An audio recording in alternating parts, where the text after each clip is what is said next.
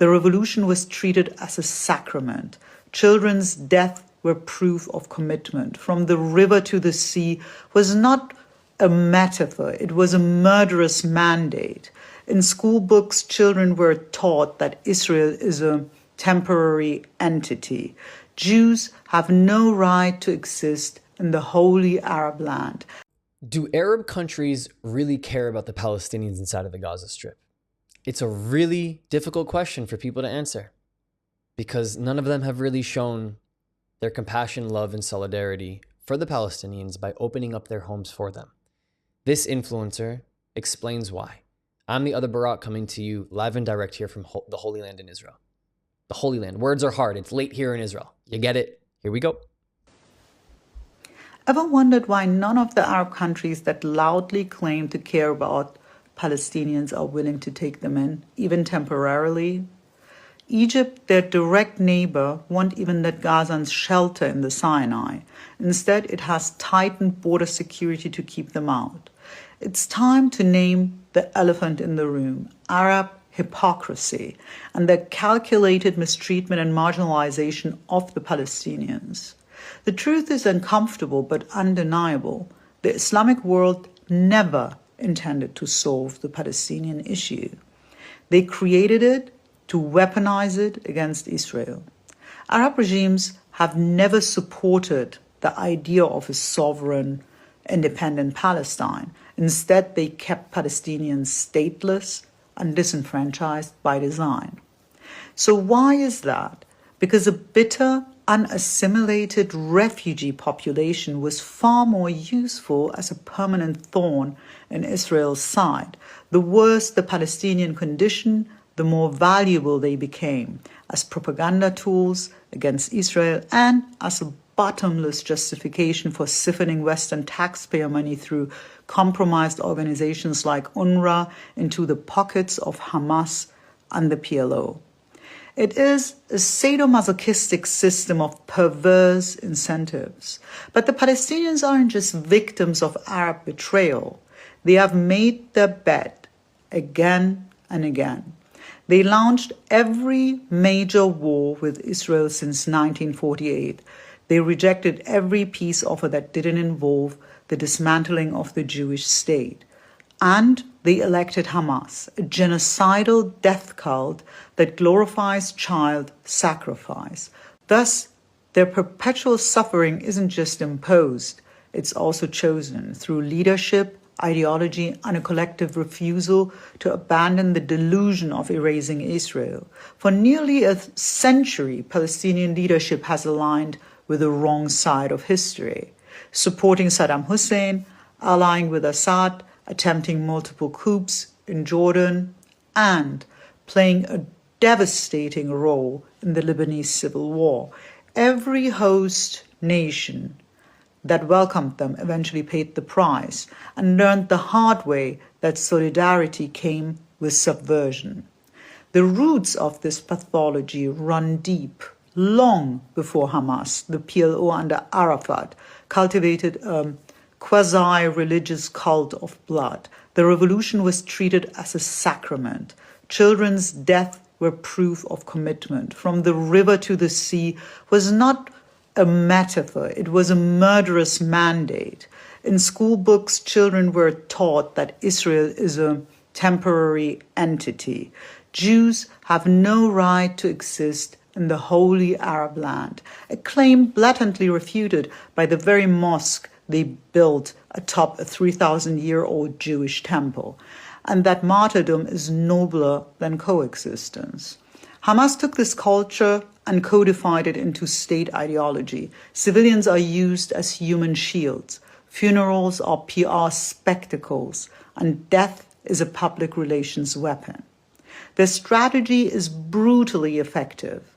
Provoke Israel into retaliation, engineer civilian casualties, then scream genocide. In this grotesque economy, dead Palestinians are the currency, spent for headlines, sympathy, and foreign aid. The tragedy is not only that Israel is under siege, the deeper tragedy is that an entire generation of Palestinians has been offered up to Moloch, an ancient god of child sacrifice, now rebranded as resistance. They're taught that paradise lies not in building, creating, or reforming, but in dying soaked in Jewish blood. In this ritual cult of annihilation, progress is treason, compromise is sin, and life itself is subordinated to the ecstasy of violent death. In a world where Islamism forbids pluralism, progress, or joy, martyrdom is the only route to dignity. Every one of you who supports this morbid cause is complicit in perpetuating the abuse and suffering. You are not helping Palestinians by championing a fabricated nationalist cause engineered to exploit them. You are helping their jailers, theocrats, kleptocrats, and terrorists tighten their grip. You're not standing with the oppressed. You are kneeling before Moloch. At the end of the day, if you really want to talk about the crisis, the other crisis that is contributing to the crisis, it's the fact that the Palestinians, Muslim brothers and sisters, have not acted like brothers and sisters. And for me, honestly, we say in Hebrew, we say chaval. Like, bro, what a shame. What a shame that when war starts in Egypt that shares a border with the Gaza Strip could have opened up its doors, because that's what neighboring countries do when there's war. They take the children, the women, and the innocent civilians out of a war zone so that they aren't affected by war. But this entire program has been put together flawlessly so that every single time there's an issue, Israel is to be blamed. Not Egypt, none of the other Muslim countries, not Jordan, which is basically a Palestinian state. It is a Palestinian state.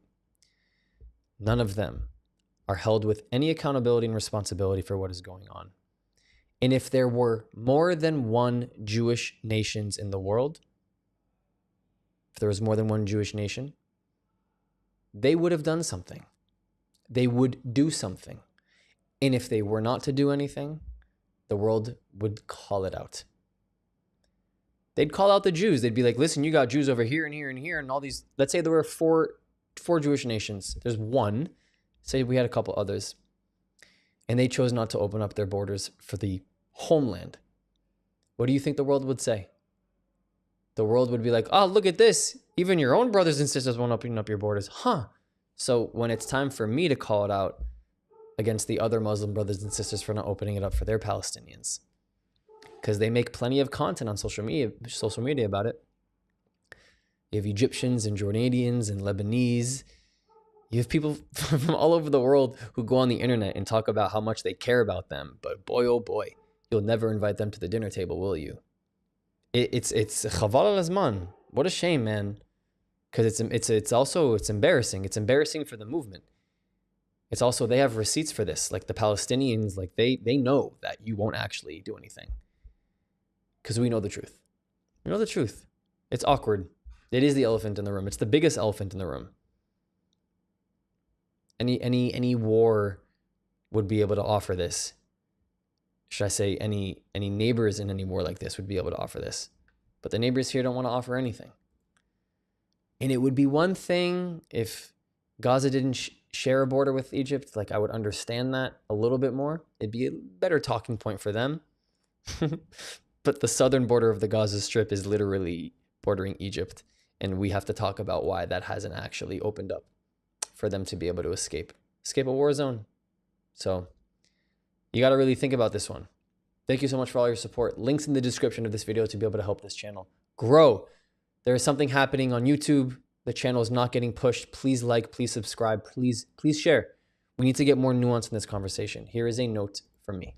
Here are 4 ways you can help us grow if you believe in our mission. On Buy Me a Coffee and PayPal, you can directly contribute to helping this message grow and reach more people across the world. If you want to join the inner circle, join our Patreon with different tiers, and of course, our Discord community, which is free with people from all across the world.